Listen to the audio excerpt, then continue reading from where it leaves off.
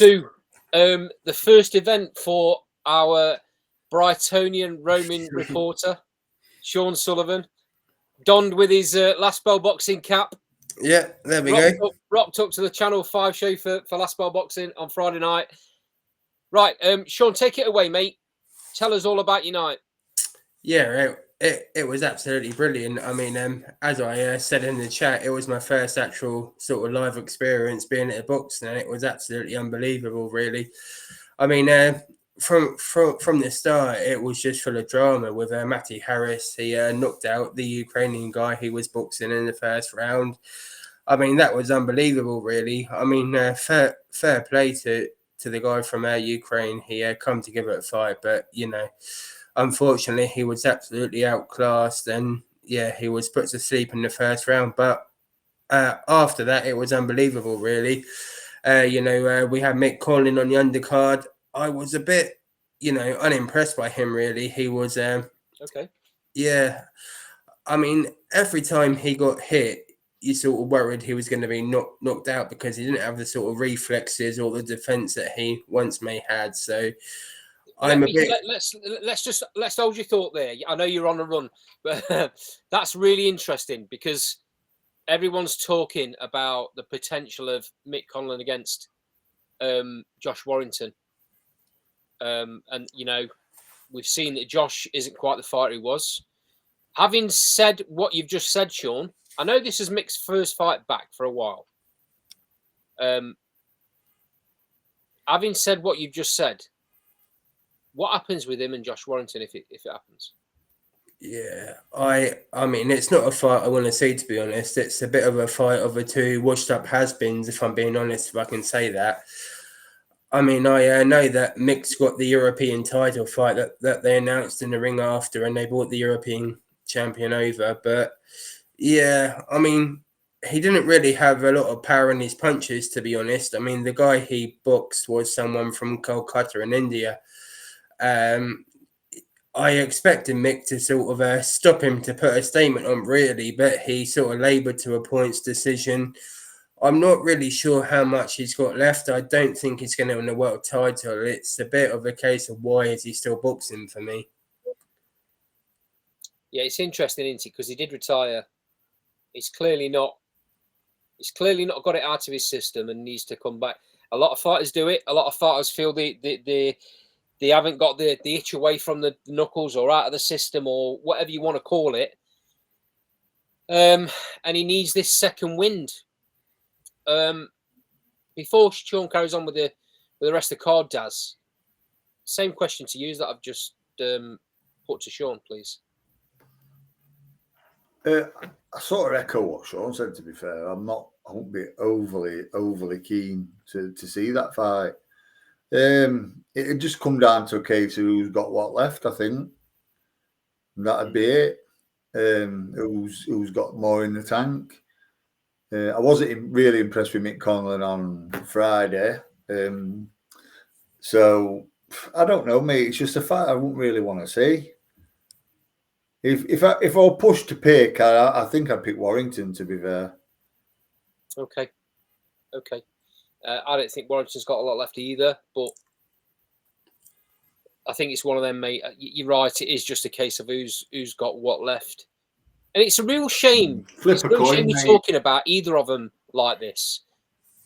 I have nothing but the utmost respect for Mick Conlon. Having seen what he did in that Lee Wood fight, up until the last 3 rounds, potentially, he was controlling the fight.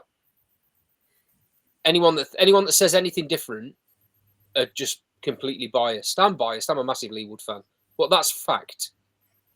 He was controlling the fight. A lot of that was to do with the fact that Lee was recovering from that really heavy knockdown in the early rounds.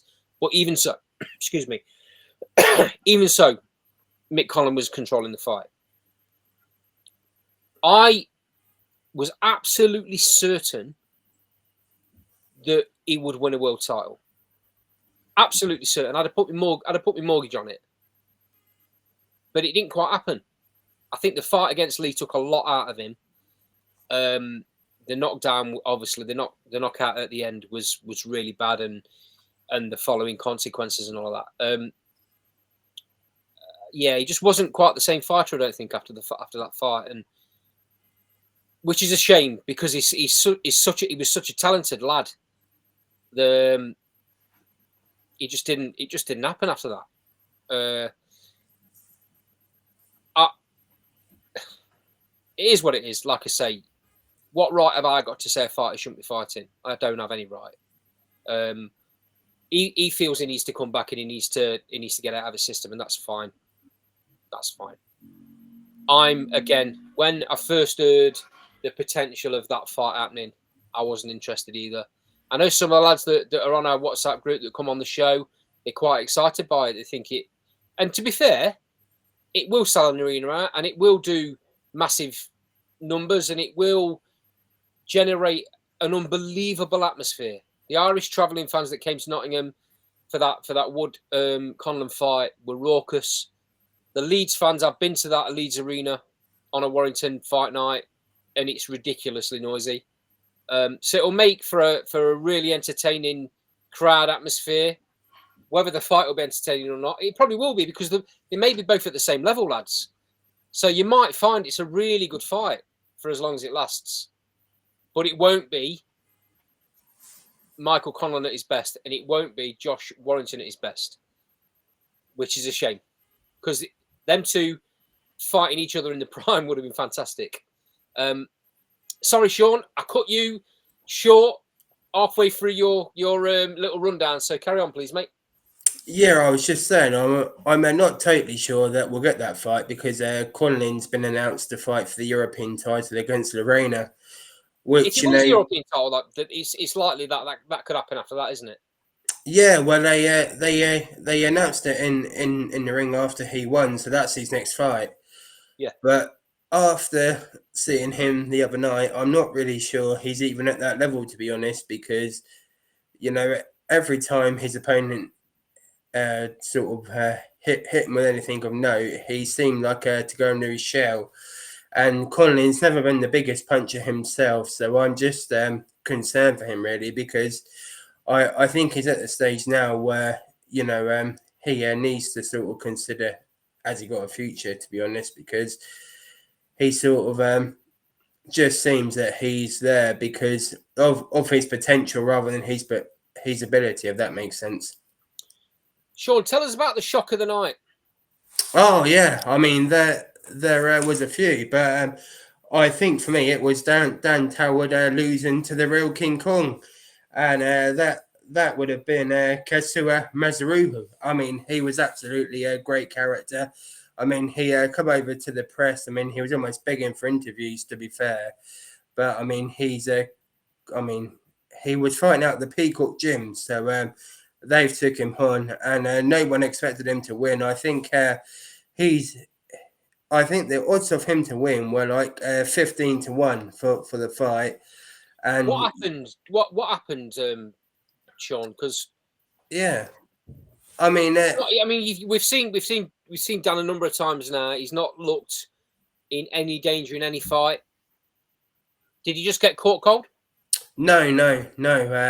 Quite the opposite, really. He dominated the first 2 or 3 rounds, and I think it was almost a case of them pushing him to this level too early, really, because he was dominating the fight as expected the first 2 or 3 rounds, and then he sort of got unstuck after that, and he was caught with a left hook the round before he was stopped, and that kind of woke him up in a way. And then when he came out for the 5th round, he engaged with the opponent, and he was just absolutely paid. He couldn't carry on after that. Okay, it'll be interesting to see what happens with Dan going forward now. Moving on to the headliner, I think everyone was expecting a decent fight here. Break us down what happened in the Harlem Eubank fight, Sean.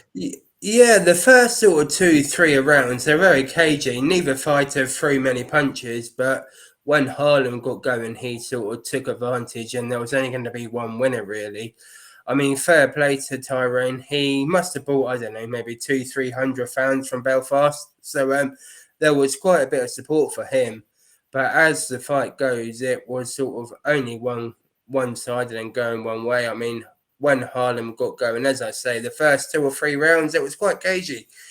It was just a few feints, jabs here and there. But, you know, I think it was round 4 where Harlem first dropped him.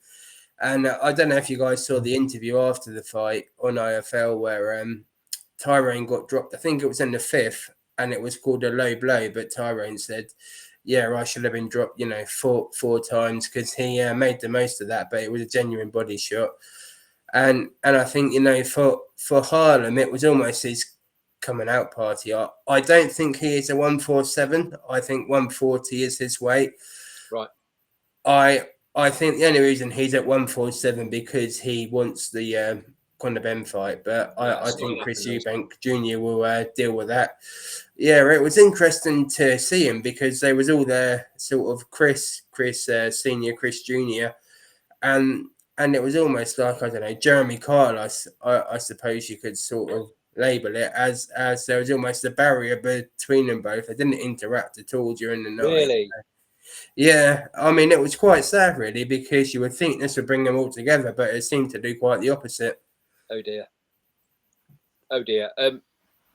Daz, I'll bring you in at that point. I think we're.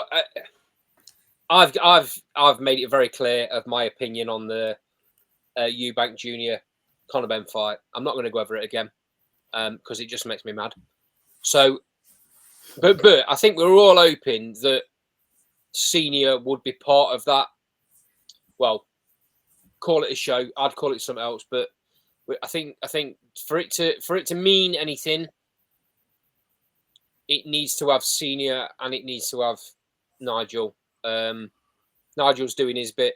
Senior clearly doesn't want to get involved, and by the sounds of it, from what Sean's saying, it's not looking like it's going to happen anytime soon that he gets involved. No. That's a bit of a shame, isn't it?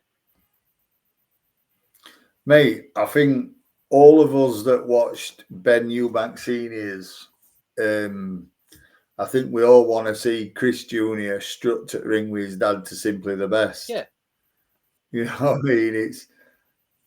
Listen, I've been on social media when I've been at work and music's been on.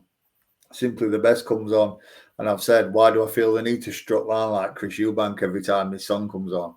You know, it would just iconic. You know, yeah, and listen, likewise Nigel Ben as well. You know, when them bells were ringing, it was like you knew that destruction were coming, or if not destruction, excitement. So, yeah, listen. As much as I think it's a real shame for the fight, it's a real shame for the father and son as well. Yeah, absolutely. Yeah. It's to see that relationship break down over the last couple of years. It's really sad, to be honest. I'm not a big fan of Eubank Jr., but nobody wants to see that. And to then see him take Harlem under his wing must be a bit of I mean, looks like Harlem and Chris Jr. get on really well. But the fact that he's taken Harlem under his wing and doing with Harlem what he did with Eubank with Junior in his early years must be a little bit of a sickness for Junior, to be honest. But I'll get to the question I was going to get to before I went off on that little tangent, Daz. What would you do with Harlem now? I mean, the interview in the ring afterwards was a bit bizarre, to be fair, because Chris Senior was saying that he does not think that the Junior and Ben fight is going to happen. You know, so he's saying that Harlem will step in at late notice. I think that's just Chris being Chris, to be fair. But yeah, they were calling for Conor at 147, and that's all they kept saying. So, it's not going to happen. He's flogging a dead horse there, isn't he? Yeah. I think so. I mean, listen, I'm surprised all of them didn't stay at 140. We, mix it with the likes of Azim and Smith and, they were the fights like for him. I don't understand why he moved either. They were the fights. Yeah. I mean, we even got, didn't we? Yeah. We even got the face off with him and Adam Azim, and then that just went quiet. I don't understand what happened there. Sean, you've got your ear to the ground in Brighton. What's your take on what happened with that? He's only gone to 147 to chase the Conor Benn fight, if I'm being honest. I mean, Harlem's only 5'7", 5'8", so 140 is definitely his preferred weight. Yeah, it's just a bit bizarre, really, as you boys have said. But yeah, definitely the only reason he's gone to 147 was to coach Conor Benn if he loses to Eubank, as we expect to fight. Sean, last word on this for you. You were down at the show for us. Much appreciated, by the way. So last little word for you, and then we'll move very quickly on to the last topic, because I know Daz has an appointment. Yeah, just in general, it was really enjoyable to be honest. I mean, as I mentioned earlier, it was my first sort of experience being at a show live, and yeah, just seeing how it all works, how it all runs. I think I spent a couple of minutes speaking with Lee Eaton, and he must be the most busy man in boxing, to be honest. I would hate to see his pedometer, the amount of steps he done ringside and speaking to God knows who he was speaking to. But yeah, he was like a blue-ass fly, to be honest. But he's a character. Yeah, all in all, it was a great experience. I'm very grateful to yourself and Kyle for the opportunity, and hopefully it can happen again. Many more to come, mate. Hopefully many more to come. Yeah, okay. Absolutely.